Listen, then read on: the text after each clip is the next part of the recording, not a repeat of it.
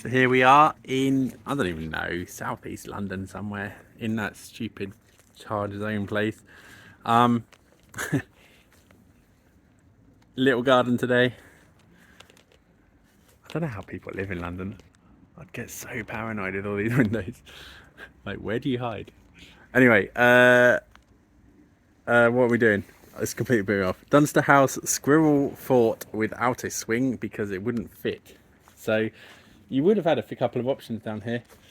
So the garden itself, you can kind of see there, is long and thin.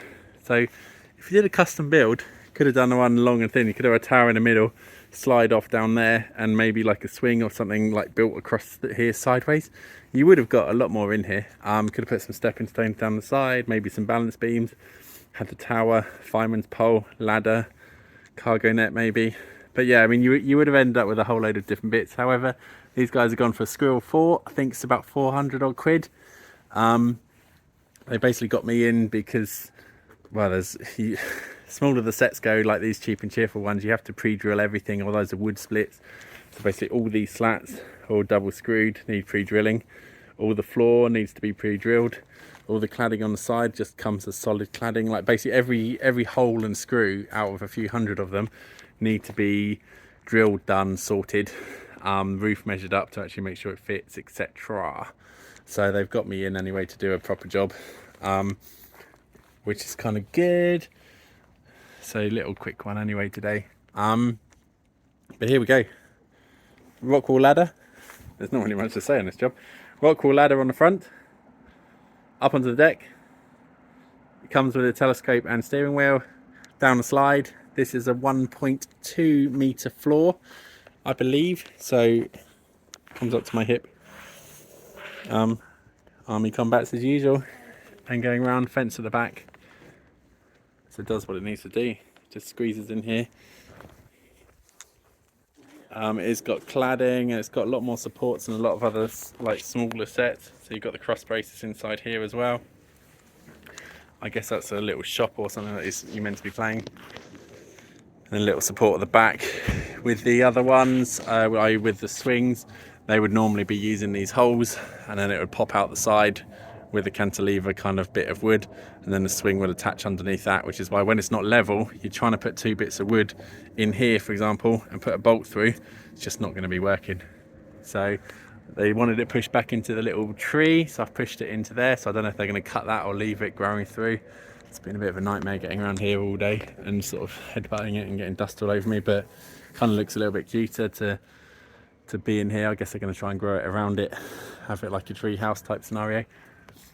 But that is anyway a Dunster House SquirrelFort, built, done, sorted.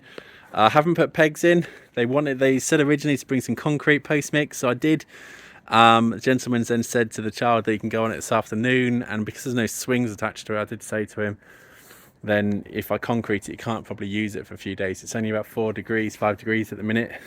Might have warmed up a little bit. When I got here, it's about 3 point something. But obviously with it going that cold, it's going to take a few days to dry. Underneath the bark is going to be really wet and moist as well. So if I dig out these holes, the kid's not going to be able to play for a few days. So I have said to him, basically, I won't put the pegs on. I'm not going to put them on because if the set tries to sink with the peg there, the peg will start pushing upwards and start causing even more hassle. So basically, there's no real moving parts. I said to them, just keep an eye on it. I'd prefer to put the pegs in, but I need to listen to the customer at the end of the day, and they're going to, well, if he has issues, repeg it next year when it warms up a little bit, so it can just be done once the kids played on it for a little bit. But that is the unit.